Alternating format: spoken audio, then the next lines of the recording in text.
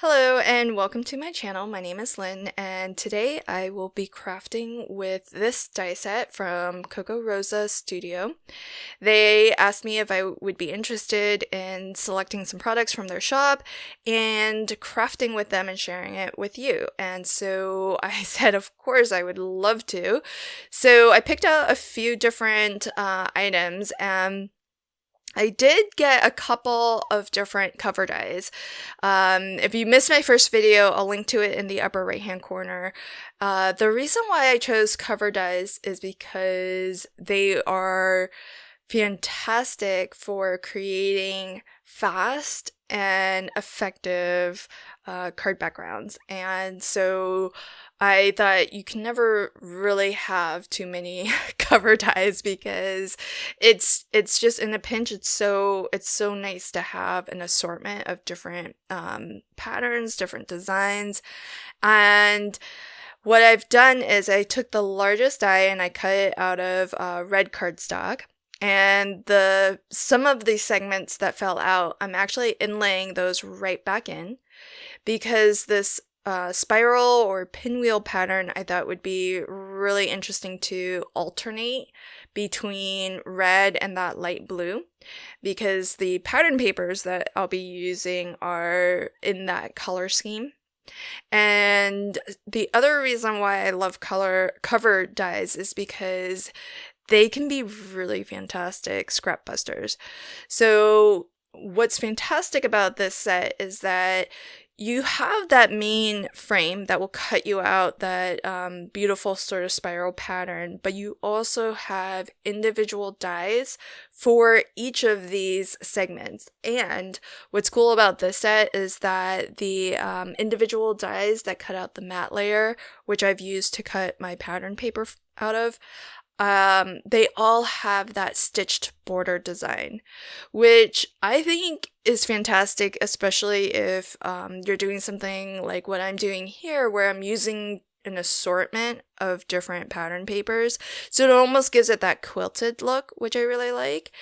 And if I had thought about it in advance, I actually should have put down some double-sided adhesive tape on the red cardstock that I cut my frame from because I'm basically using nearly everything. So I'm using the pieces that fall out of it as well as the frame.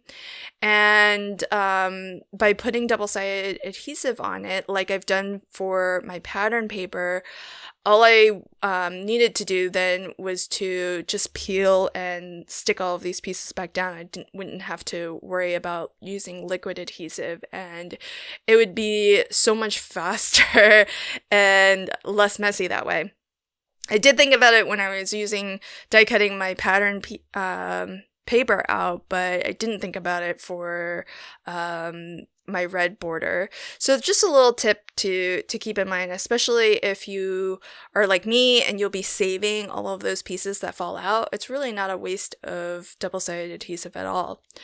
So now that my panel is complete, I'll attach that to my easel card. So this is just a USA 2 size card base where I've scored and folded it in half, and being careful only to put adhesive on that bottom section there.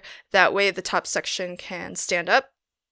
And I've been making a lot of easel cards lately because I just think it's an easy, quick, fun way of creating a card that is just a little bit special, a little bit different from your standard card. I think once you pop it up on an easel, because this could have just as easily been glued down directly to my card base, but once you pop it up on an easel, then it's just begging to be displayed, and it just makes it a little bit different and unique and special from a standard card.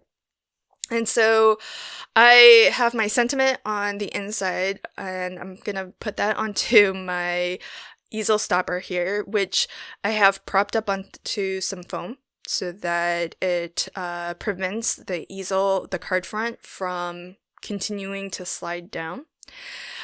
Before I forget, I'll leave links to everything in the description box below, and as well, I do have a coupon code for 25% off if you do think that you might like to purchase something from Kokorosa Studio.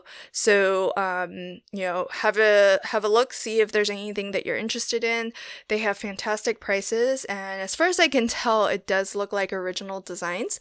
So, so it's a great, you know, way to pick up, especially some of these more basic die cutting sets, like these cover dies. And you can see the other cover die that I worked with earlier on the screen there. So that just about wraps up my card. I did already stamp color and cut out this focal image, which I love as the centerpiece to my card. And then once you prop that up, then you'll get that little sentiment, whipped cream solves everything.